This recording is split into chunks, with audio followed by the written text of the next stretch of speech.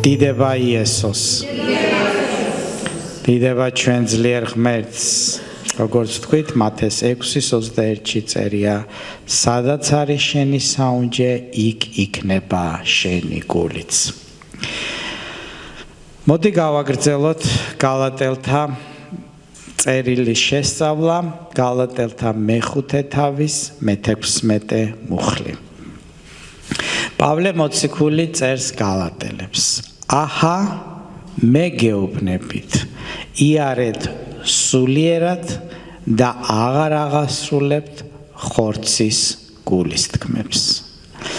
პავლე მოციქული ეუბნება გალატელებს, რომლებიც გადაიხარნენ სწორი სწავლებისაგან, რომლებმაც სულიერი თაყვანისცემიდან გადახრა გააკეთეს ხორციელ თაყვანისცემაზე, სჯულის რიტუალების წესების დაცვაზე და მათ თქვეს, დაუჯერეს მოშურნე არასწორ მასწავლებლებს, რომ მხოლოდ იესო ქრისტეს რწმენით, მადლით კი არ მიიღება გამართლება, არამედ მას კიდევ სჭირდება საქმეების შესრულება, ღმერთის წინაშე კეთილგანწყობის მოპოვება, რომ იმისათვის მივიღოთ გამართლება. მაგრამ პავლე მოციქული ამბობს, რომ იმისათვის, რომ შენ არ შეცდე, იმისათვის, რომ შენ ცრუ მასწავლებლებმა არ მოგატყვილოს, იმისათვის, რომ შენ არ გადაუხვიო, ამისათვის საჭირო არის სულიერად სიარული, ანუ სულიერად უნდა იაზროვნო. რატომ გააკრეს გოლგოთის ჯვარზე მღვდელმთავრება იესო ქრისტე, როგორც მღვდელმთავრები, ასევე იესო ქრისტეც კითხულობდა ერთსა და იმავე რჯულს. მაგრამ ამ რჯულში მღვდელმთავრებმა ამოიკითხეს, რომ იესო ნაზარეველი უნდა მოკლან. ასე ამოიკითხეს მღვდელმთავრებმა. მღვდელმთავრებმა რჯულიდან ამოიკითხეს, რომ იესო ნაზარეველი არის მწვალებელი და არის ჩვენი რჯულის მოწინააღმდეგე. როდესაც გადაშალა იესო ქრისტემ იგივე რჯული, რაცაც მღვდელმთავრები კითხულობდნენ, მან წაიკითხა, რომ ის არის მესია, ის არის ქრისტე და ის არის ზუსტად ის პიროვნება, რომელზეც წერდნენ წინასწარმეტყველები და მასში უნდა აღსრულდეს რჯული. ერთი და იგივე ფურცელზე, ერთი და იგივე ნაწერი მღვდელმთავრება სხვაგვარად წაიკითხეს, იესო ქრისტემ სხვაგვარად წაიკითხა. რა იყო პრობლემა? კითხვა არ იცოდნენ? კითხვა ორივე მიცოდა, ერთ და იგივე ენაზე ეწერა. მაშ რა იყო პრობლემა? პრობლემა იყო იმაში, რომ იესო სულიერი თვალებით კითხულობდა, ხოლო მღვდელმთავრები ხორციელი თვალებით კითხულობდნენ. მაგრამ ეს წიგნი ისეთი რამ არის, რომ ხორციელად არ უნდა იკითხო, სულიერად უნდა გაიგო. როგორც პავლე ამბობს, რჯული სულიერი არის. ის არ არის მხოლოდ წინადადებების ნაკრები, ის არის სულით განსასჯელი. ამიტომ პავლე მოციქული ეუბნება ახლა გალატელებს, რომ სულიერად უნდა იაზროვნოთ, სულიერად უნდა იფიქროთ, სულიერად უნდა განსაჯოთ. მაგრამ ადამიანებს, რომლებსაც თავისი სული გავარჯიშებული არ აქვს, თავიანთ სულს სულიერად ვერ აზროვნებენ, არ აქვთ სულიერი თვალები ახელილი. ეხლა მე თუ დავხუჭავ თვალებს და მომიტან წიგს და გადავშლი და მეტყვი, რომ წაიკითხე პასტორო ზალ, წავიკითხავ რამეს? ვერაფერს ვერ წავიკითხავ. რატომ? იმიტომ რომ თვალები დახუჭული მაქვს. როდესაც ადამიანს სულიერი თვალები დახურული აქვს, მას არ შეუძლია რაიმე გაიგოს მასში. მაგრამ სულიერი თვალებს გვიხელს ჩვენ იესო ქრისტე ჩვენ გვიხელ ეს ზეციდან მოდის თვალების გახელა ჩვენი სულიერი ყურების გახსნა მოდის ზეციდან შობის შედეგად დიდება იესოს ამიტომ პავლე მოციქული ამბობს რომ ეგ მშვინვიერი ხალხი მოვიდა მოშურნეები თქვენთან ეკლესიაში გიქადაგეს მშვინვიერად წინა დაცვეთები შაბათები ზეიმები ეგ მშვინვიერი ხალხია ეგ ხალხი მხოლოდ ხორციელი თვალებით კითხულობენ მათ სულიერი თვალები და ყურები დახშული აქვთ მაგრამ თქვენ მე როდესაც გიქადაგეთ და იესო ქრისტე გამოისახა თქვენში და სულიერი თვალები აგიხილეთ აი მაგ სულიერი თვალებით უნდა იაროთ და უნდა იაზროვნოთ ქვეყნიერება შენ გეუბნება მშვინვიერი თვალებით, მშვინვიერი ბაგეებით, მშვინვიერ მიზნებს გეუბნება, მშვინვიერ გაგებას ახსნებს, მაგრამ შენ რომ ზეციდან შობილი ხარ და ნაწილი ხარ ღმერთის სამეფოსი, შენ უნდა შეძლო რომ სულიერად დაინახო და განჭრიტო ყველაფერი. განსხვავებულია არასულიერი ადამიანის სულიერთან განსხვავებულია. როდესაც მე თვალები მაგ დახუჭული და შენ წიგნი მომიტანე, აბდაუბდას ვლაპარაკობ, ვერ ვხედავ. არ ვიცი რა წერია. არ ვიცი, გაუგებარია ჩემთვის. გაუგებარია ჩემთვის ეს ყველაფერი მშვინვიერი თვალებით. მაგრამ თუ ავახელ თვალებს დახუჭულმა რაც არ უნდა მელაპარაკოს, მე ვეთქვი რომ არა შენ ვერ ხედავ, აქ სხვა რაღაცა წერია. ამიტომ ამბობს პავლე მოციქული გეუბნებით, იარეთ სულიერად. და ეს სიტყვა ბერძნულში არის განგრძობით დროში, ანუ სულ ასე უნდა დაუსრულებლად, ასე უნდა ცხოვრობდე. სულიერ აზროვნებაში უნდა ცხოვრობდე. რაღაც საგნებზე მომენტალურად კი არა, ყოველთვის ასე უნდა დადიოდე და თუ შენ ყველაფერს სულიერად განსჯი, სულიერად იაზროვნებს, აღარ აღასრულებთ ხორცის გულის თქმებს, აღარ ჩავარდები რჯულში, აღარ ჩავარდები რაღაც სხვა ადამიანთა და მასწავლებელთა გავლენის ქვეშ. იმიტომ რომ შენ მაღლად გეხარ უფრო შენ რო სულიერი თვალები გაქვს უფრო მაღალი მატერიებიდან უყურებ ზევიდან უყურებ აი როგორც ის არის ხოლმე ზევიდან რო იღებენ ხო რა ქვია მაგას დრონებით რო იღებენ ხო დრონით რო იღებენ ყველაფერს ხედავ რამდენი ადამიანია ვინ რას აკეთებს მაგრამ იქ თუ დგეხარ მარტო სადღაც ჩაყუჟული არიცი რა ხდება შენ სულიერად ზემოთა ხარ სულიერი თვალები გახელილი გაქვს შენ ღმერთის სიტყვა გეცხადება სისრულეში ის კიდე ჩაკირკიტებულია ერთ რაღაცაზე წინა დაცვეთა ის უნდა გააკეთო ეს უნდა გააკეთო ამიტომ ჩემო მეგობრებო იფრინეთ ზეცაში იყავით როგორც არწივები იკაშალეთ ფრთები ზემოდან გადმოხედეთ ყველაფერს და არ იყოთ ქათმები ჩაგერკიდებული აი თუ არ დაიხურე უი ამას არ აკოცე ბიბლია რო გადმოვიღე ხლა უნდა აკოცო და დადო თორე ესე იგი დოქტრინალური შეცდომა არის ამიტომ არის მნიშვნელოვანი ძვირფასებო რომ სულიერად იარო სიტყვა იცოდე გაგება გქონდეს იმიტომ რომ როგორც მაშინ იყვნენ მოშურნეები დღესაც იგივე არის გალატელთა 5:17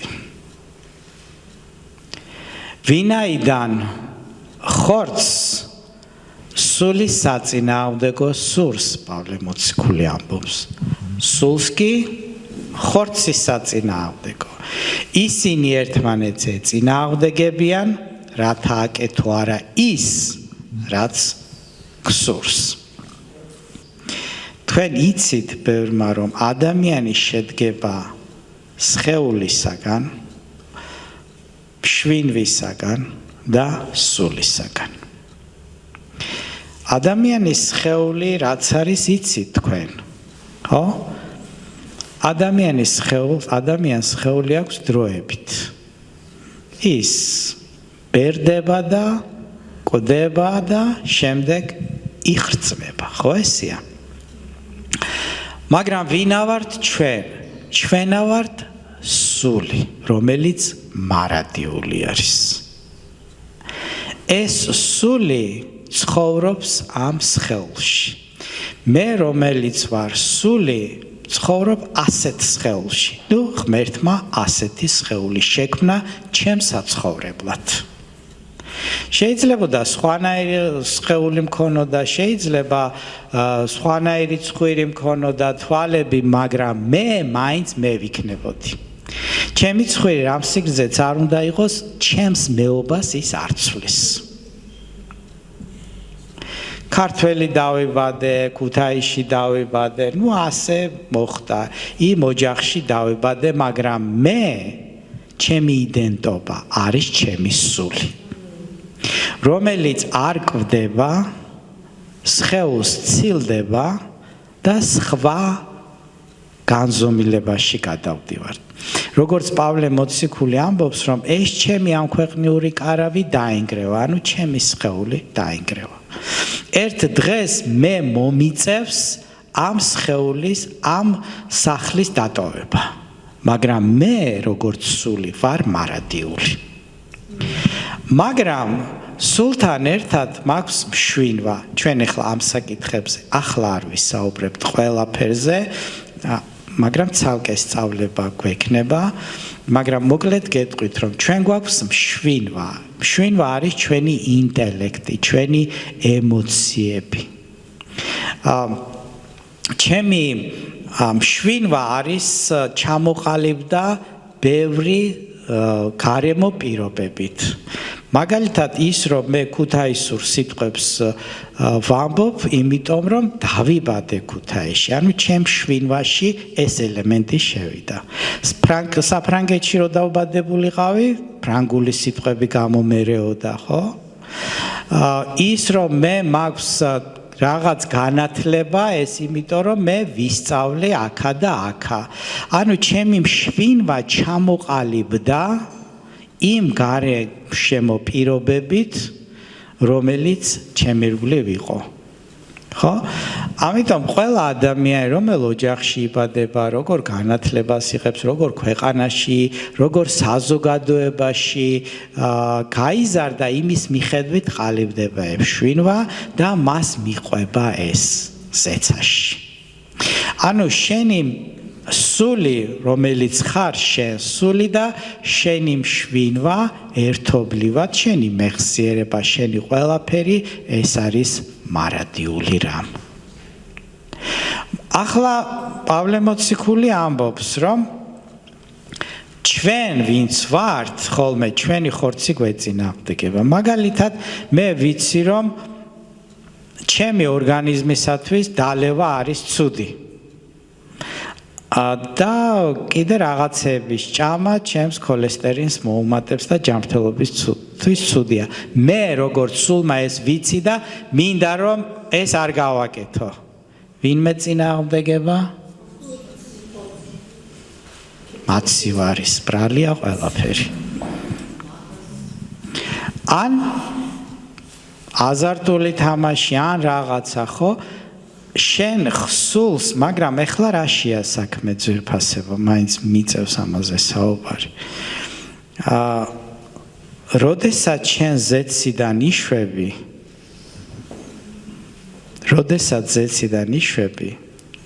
შენი ძველი კაცი ჯვარზე გაეკვრება, კვდება და იბადები როგორც ახალი კაცი. როდესაც ვინათლებით, რა ვშვებით? წყალში ჩავდივართ, ვეფლობით სრულად და რისი სიმბოლოა ესა? იმარხება ძველი კაცი, აღდგება ახალი კაცი. ვინ იმარხება? შენი სული იმარხება ძველი და აღდგები როგორც ახალი ღმერთის შვილი. მაგრამ შენი მშვენვა და ხორცი, როგორც დაწერილია, შენს გონებას სჭირდება განახლება და შენს ხორცს სჭირდება მოთოგვა. შენს ცხოვრებაში ან შენი იქნები ბატონი, ან შენი ხორცი იქნება ბატონი. ეს შენზეა დამოკიდებული. ამიტომ, როდესაც ჩვენ ვამბობთ გონების განახლებას ძვირფასებო, სული ეუბნება გონებას, წაიკითხე ბიბლია, შეისწავლე ღმერთის სიტყვა, რომ შენ მე არ შემეწინააღმდეგო პირიქით, ჩემი მშვენვა და ჩემი სხეული უნდა იყოს ჩემი დამხმარე და არა ჩემი მოწინააღმდეგე. მე რომელიც ვარ ახალი ქმნილება უფალში, მე ხლა მჭირდება რომ ჩემი მშვენვა და ხორცი დამემორჩილოს მე. მაგრამ ისინი არიან მეამბოხეები, რატომ? იმიტომ რომ ძველი ბუნება მოყვებათ.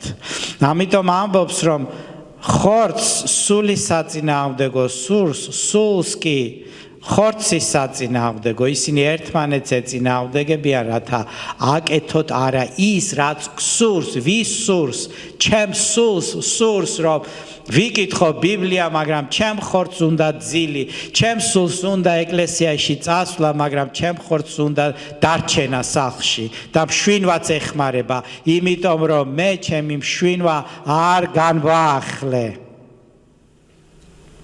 მოდით წავიკითხოთ რომაელთა 12:2. და ნუ მიესადაგებით ამ წუთის სოფელს, არამედ განიახლეთ გონება, მშვენვა, რათა შეიცნოთ რა არის ღვთისნება, კეთილი, სასურველი და სრულყოფილი. ჩვენ გვჭირდება ყველა ჩვენი გონების მშვენვის განახლება. თუ ამ ხნის განმავლობაში მე ვსწავლობდი სულ ფიზიკას, ახლა მჭირდება შევისწავლო ღმერთის სიტყვა. იმისათვის რომ გავიგო რა არის ღმერთის ნება ჩემს ცხოვრებაში, რადგან მხოლოდ ღმერთს აქვს ის მნიშვნელოვანი, ის ჩამოყალიბებული სიკეთე, რომელიც სასურველი და სრულყოფილია ჩემი ცხოვრებისათვის. დიდება იესოს. რომაელთა 7:21-დან 23-ში წერია. რადგან შინაგანი კაცის მიხედვით, ვინ არის შინაგანი კაცი? ჩემი სული ზეციდან შობილი, ჩემი გული. შინაგანი კაცის მიხედვით ღვთის რჯულით ვხარობ. ჩემი სული ისწრაფის ღმერთისაკენ. მაგრამ ჩემს ასოებში სხვა რჯულს ვხედავ. მე ერთი რჯულისკენ მივდივარ, მაგრამ ჩემი სხეულს სხვა რჯული უნდა, რომელიც წინააღმდეგობას უწევს ჩემი გონების რჯულს და მხდის ჩემს ასოებში მყოფი ცოდვის რჯულის ტყვეთ. ესე იგი, ეს ჩემი სხეული იმდენად, ესე იგი, აბობოქრებული და ძლიერი არის, რომ ვეღარ ვიკავებ თავს, რომ ღამე შოკოლადე არ შევჭამა. არადა ვიცი ექიმა ამიგრძალა და ტყვეთ ყავარ აყვანილიო. თითქოს და ვიცი დალევა არ შეიძლება, გაკეთებული მაქვს ეს რაღაცა, ესე იგი ცუდად ხვდები, კვდები, ძლივს ორჯერ გადამარჩინეს, მაგრამ რო ხედავ ამ, ესე იგი, ამ ჭიქას რო ხედავ, ვიცი მთელი ძალით ვეწინააღმდეგები, მაგრამ ჩემს ასოები, ესე იგი, ისეთია, რომ ტყვევ ხდები და ჩაბმული ვარ და მივდივარ და მაინც ვსვამ.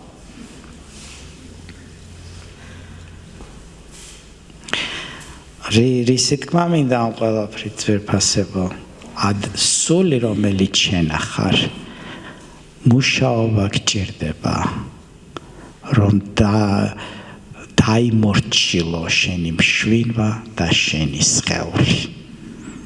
მაგრამ რაც მეტად ხარ უფალთან ურთიერთობაში, უფრო ძლიერი ხარ. გაძლიერდი, რომ შენმა მშვენვამ და შენმა სხეულმა არ დაგიმონოს და ტყვეთ არ ჩაგიგდოს. დიდება იესოს.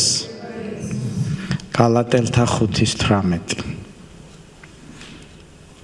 აგრძელებს პავლე მოციქული. და თუ სულს მიყვებით, რჯულის ქვეშ აღარ ხართ. ანუ თუ სულით მიდიხართ, თუ სულიერად აზროვნებთ, თუ რწმენით მიდიხართ, აღარ არის საჭირო რჯულის დაცვა. აღარ არის ეს რიტუალები საჭირო, თუ სულიერად ივლი. ის, რასაც ასწავლიდა პავლე მოციქული. გალატელთა 5:19-დან 21-ის ჩათვლით პირველი ნაწილი. ხორცის საქმეები აშკარა. ანუ რაც შენს ხელს უნდა და რისთვისაც გებძვის და რაშიც უნდა ჩაგითრიოს, ეს აშკარა არის, ანუ ხილულია. ხორცის საქმეები აშკარა, ეს არის.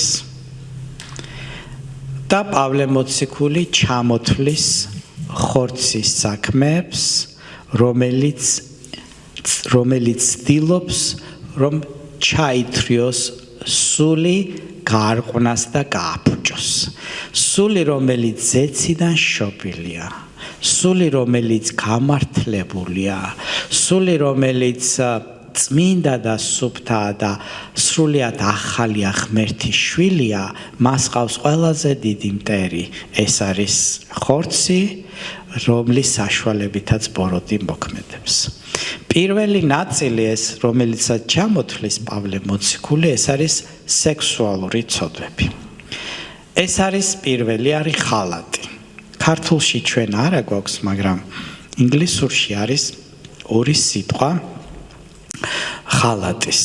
ერთი არის, როდესაც ერთ-ერთი პარტნიორი არის ქორწინებაში. ანუ როდესაც თუ ცოლმა ან ქმარმა უღალატა მას და გაიჩინა საყვარელი, კაცმა ან ქალმა იმრუშა ვიღაცასთან, ასეთ შემთხვევაში არის ერთი სიტყვა ბერძნულში და ინგლისურშიც და მას ხალატს უწოდებენ და მეორე სიტყვა ეს არის ქართულად ნათარგმნია სიძვა.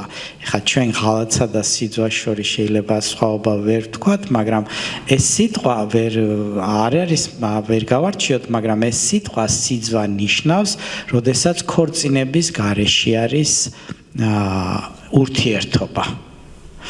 ანუ როდესაც გოგონა ან ბიჭი ჯერ არ არის დაქორწინებული და ამ შემთხვევაში აქვს ურთიერთობა პიროვნებებს ვიღაცეებთან, ამას ეწოდება სიძვა და მეორე იყო ღალატი, როდესაც ქორწინებაში არიან და ქორწინების გარეშე აქვთ ურთიერთობა ვინმესთან.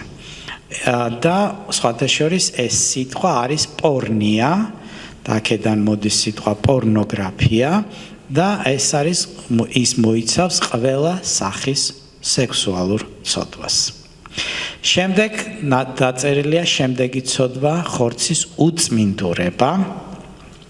ეს არის ნებისმიერი მორალური უწმინდურება, მათ შორის გონებაში, ფიქრებში, ფანტაზიებში, კომპიუტერში, მოქმედებებში და მათ შორის ბილდსიტყვაობა. ეს არის შემდეგი ცოდვა, რომლის შესახებაც პავლე მოციქული საუბრობს, უწმინდურება. ეს არის და ეფესელთა 5:4-ში წერია. ასევე არ შეგფერით ბილდსიტყვაობა, ლაქლაქი და დაცინვა, არამედ პირიქით მადლიერება. თქვენ უნდა იცოდეთ ძვირფასებო, რომ ბილდსიტყვაობა, გინება, წყევლა ასე შემდეგ ეს არის ცოდვა. ზოგი ფიქრობს, რომ თუ ეს არა ვარ მამათმავალი და რაღაცად, მაგრამ დანარჩენს ბილდსიტყვაობა ისა გავაკეთებ, ამას არ აუშავს. არა, ჩემო მეგობარო, ეს არის ცოდვა, რომელიც დღეს არ იცვლება ცოდვად. შემდეგი არის თავაშვებულობა. ანუ აღვირახსნილობა, ზოგიერთ თარგმანში აღვირახსნილობაა ნათარგმნი. ეს არის ზემოთ ჩამოთვლილი ცოდვების უსირცხვილო გამოვლინება. ანუ ზოგიერთი ადამიანი ტრაბახობს კიდეც რომ ესეთი ურთიერთობები ქონდა რაღაცა ესე მეკალთანია ან რაღაც ბევრი კაცები ყავდა რაღაცა ამას ქვია თავაშვებულობა და ეს ითვლება ცოდვად მეორე კორინთელთა 12:21-ში წერია რათა კვლავ რომ მოვალ არ დამამდაბლოს ჩემმა ღმერთმა თქვენს წინაშე და არ ვიგლოვო მრავალნი რომელთაც ადრე შესწოდეს და არ მოინანიეს უწმინდურება სიძვა და გარყვნილება რასაც ჩადიოდნენ ეკლესიაშიც იყო ეს რაღაცა და ამიტომ თუ ვინმე არის ასეთ ფიქრებში, აზრებში, მან უნდა მოინანიოს და თავის სხეულზე დაამყაროს კონტროლი.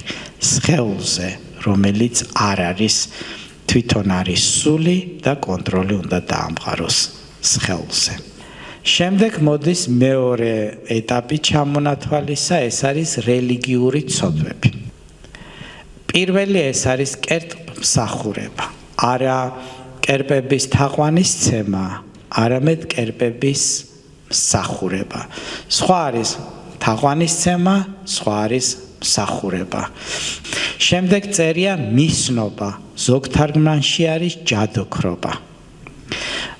ბერძნულად არის ფარმაკია და ზუსტად აქედან მოდის ფარმაკოლოგია, იმიტომ რომ ძველ საბერძნეთში ეს ადამიანები ამზადებდნენ გარკვეულ წამლებს ნარკოტიკივით, რომ მე შემდეგ სვამდნენ რელიგიური ლიდერები, ტრანსში ვარდებოდნენ და რაღაცებს დემონებისაგან წინასწარმეტყველებდნენ.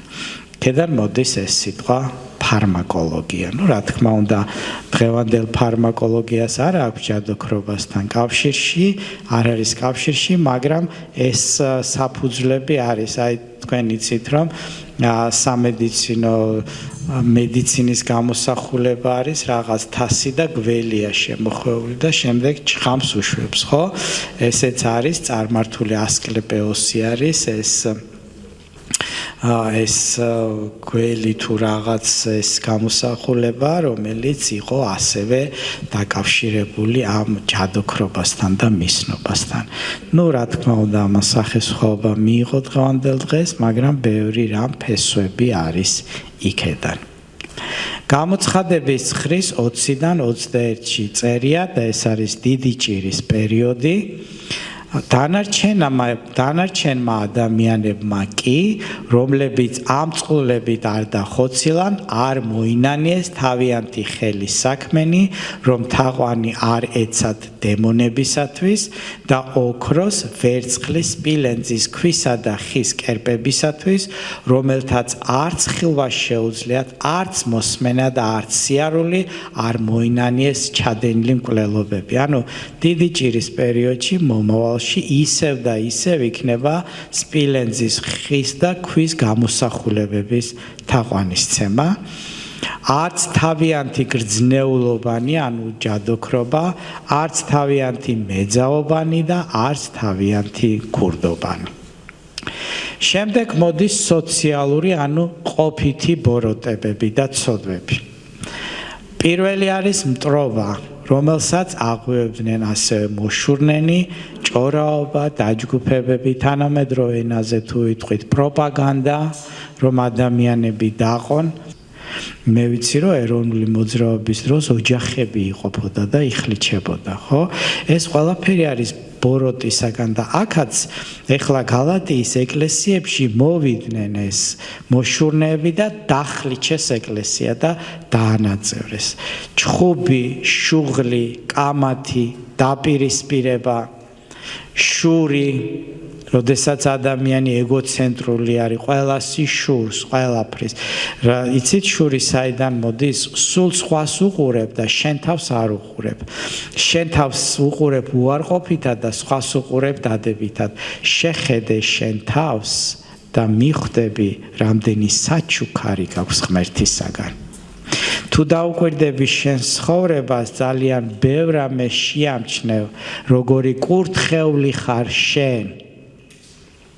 იცით ადამიანი სულ რო უყურებს სხვას ბევრი ფული აქვსო ხო არასდროს არ იქნება კმაყოფილი შეხედეთ ეხლა პუტინს მიწები უნდა მიწები ციცქნა ქვეყანა არის რუსეთი იქნება კიდე აფხაზეთი მიიმატოს და ოსეთი მიიმატოს ნახეთ როგორი twin გამორეცხვა მიდის ამხელა ქვეყანა გაქვს უზარმაზარი ქვეყანა გაქვს რა თქინდა ეს ციცქნა ნაგლეჯი წერტილი რა თქინდა მაგრამ ადამიანი როა შურიანი ეგოისტი ასე არის შეხედეთ მე რამდენი რამე მაქვს ხო შეიძლება ვთქვა რამდენი რამე მაქვს როგორი ბედნიერი როგორი კურთხეული ვარ შეხედე შენს კურთხევებს და აღარ იქნები შურიანი დიდება იესოს რისხვა არის ზოგიერთი ადამიანები გადაეფარება გადაეკეტება ესეც დემონისგან არის ძვირფასება ან უცებ აფეთქდება შუღლი როდესაც ზემოდან უყურებ ადამიანებს ამბიციური ხარ ზოგიერთი ადამიანი ცდილობს რომ იყოს ესეთი ამბიციური ძვირფასება ჩვენ ყველას ჩვენი ცხოვრება გვაქვს გავლილი ბავშვობის დროინდელი ტრამვები გვაქვს შეიძლება ისე ყველაფერი არ იყოს მაგრამ უნდა იცოდე რომ ყოველივე ძველმა განლო ეხლა ყოველივე ახალი არის უფალში არავის აქვს უფლება დაგადანაშაულოს არავის აქვს უფლება დაგამციროს შენ ღმერთის ქმნილება ხარ შენ გაქვს შენი ღირსება დიდება ჩვენ ძლიერ ღმერთს უთანხმოება რომელიც არის შესაძლებელია იყოს ყველგან მწვალებლობა ასე არის ნათარგმნი როგორც ერესი სიძულვილი კვლელობა აი ხლა რასაც ჩვენ ხედავთ რომ აი გამეტებით აი ხა მიტინგებზე ხო თითქოს სიძულვილი არის იმ სამართალდამცველებში რომელიც გამეტებით ურტყამენ ადამიანს ესე ცოდვა არის ძვირფასება შემდეგ მოდის ალკოჰოლური ცოდვები მემთვრალეობა ეს დაწერილია ყველაფერი გაუმაძღრობა ანუ ღორმუცელობა და სხვა ასეთი ამბობს პავლე მოციქული დიდება იესოს და 5:21 მეორე ნაწილი გეუბნებით წინასწარ როგორც ადრე მithქვამს რომ ამის მკეთებელნი ვერ დაემკვიდრებენ ღმერთის სამეფოს დღევანდელ დღეს გამარტივებულია ყველაფერი ძვირფასება არა ჩემო მეგობრებო ამის მკეთებელნი ვერ დაემკვიდრებენ ღმერთის სამეფოს ღმერთის სიტყვა არ იცვლება თუ რომელიმე მსგავსი ცოდვა აქვს ადამიანს მან უნდა მოინანიოს ეს არის ხორცის სხეულის საქმეები არის ამიტომ სულმა რომელიც ხარ შენ უნდა თავის ადგილზე დასვა შენი სხეული შენი ხორცი შენი მშვინვა უნდა თავის ადგილზე დასვა და ეს მოდის მხოლოდ შენი როგორც სულის ღმერთთან ახლო ურთიერთობით და უფრო გაძლიერებით უფალში და ბოლოს მინდა გითხრათ რომ არის ცოდვის ჩადენა და არის ცოდვაში ცხოვრება. როდესაც შენ უმეცრად ჩაიდენ ცოდვას, აი მაგალითად წამომცდა შევიგინებილ სიტყვაობა ან თუნდაც რაღაცა ცოდვაში ჩავარდი, ხო? ეს არის სხვა რამ, ამ დროს ინანიებ შენ და უფალი გპატიობს, მაგრამ თუ შეგნებულად აგრძელებ ცოდვაში ცხოვრებას და შენ ამაზე თვალს ხუჭავ და გინდა რომ გააბრაო ბჭყალებში, ეს უკვე სხვა რაღაცა. ამ დროს ღმერთის რისხვა, პროსტორად შენ ბოროტს უღებ კარს და ღმერთის მადლი ვეღარ მოქმედებს შენზე. ამიტომ ძალიან უნდა დაუკვირდეთ ამას.